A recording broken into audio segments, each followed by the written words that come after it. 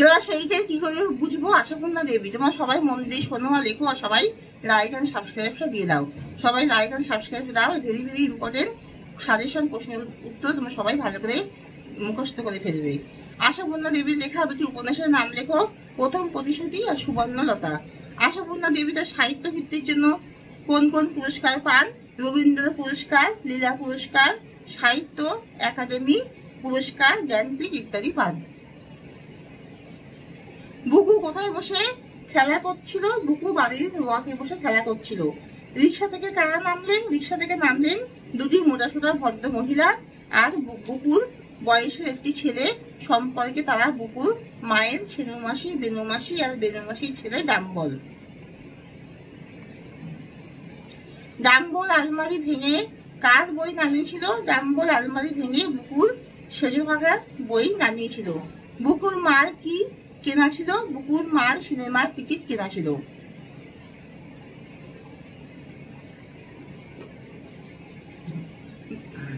বুকু আর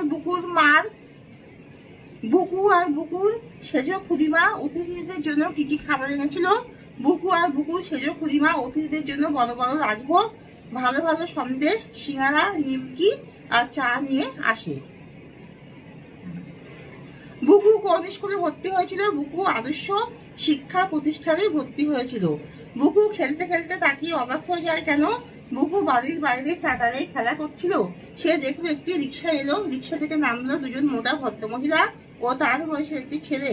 এই তিনজন মোটা মানুষ কিভাবে রিক্সায় জায়গা পেয়েছিল তার অবাক লাগলো।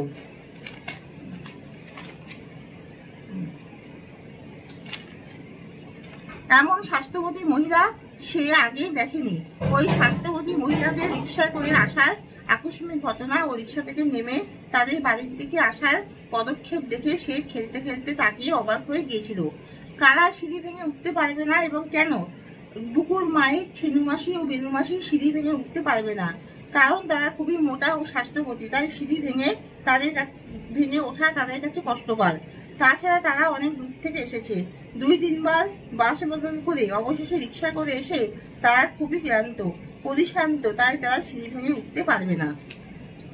কে কি কাণ্ড করেছে? আশাপূর্ণা দেবী রচিত কি করে বুঝবো গল্প থেকে? ডাম্বল এই কাণ্ড করেছে। বুকুর বয়সী ছেলে ডাম্বল সে বুকুদের ঘরে বইয়ের আলমারি একটি পাল্লা ধরে এমন হ্যাচকা টান দিল যে বন্ধ অবস্থায় পাল্লা খুলে গেল। 3-4টে বই নিয়ে তারপর ছবি নেই বলে ঘৃণা করে সে ফেলে দিল।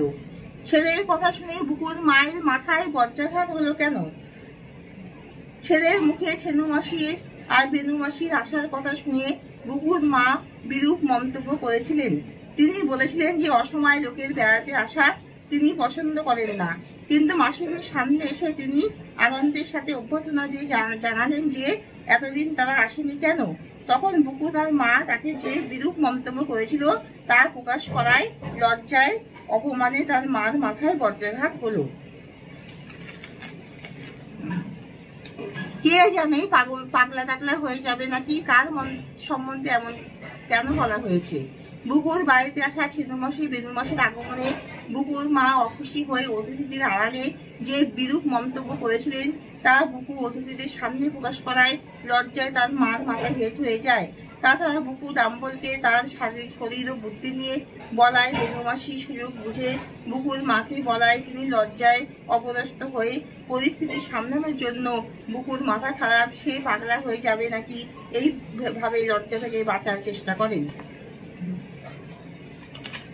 দুজনে মিলে চেঁচান, বল বল কেন ওইসব বললি? বুকু কেন ওইসব বলেছিল? প্রবল অস্বস্তিকর পরিস্থিতিতে অপমানিত হয়ে বেনুমাসি ছেনুমাসি ডাম্বল চলে গেল। অতিথিদের সামনে বুকুর মাকে সে লজ্জিত করলো। সত্য কথা বলে সে মার মাথা হেঁট করলো। তার মা তাকে শিখিয়েছিল সদা সত্য কথা বলো। এই শেখানো কথা সে পালন করেছিল। স্থান কাল পাত্র বিবেচনা করার বুদ্ধি 6 বছরের ছেলে বুকুর হয়নি, তাই সে ওইসব বলেছিল। এখানে শেষ করছি। তোমরা সবাই লাইক এন্ড সাবস্ক্রাইব দিয়ে দাও।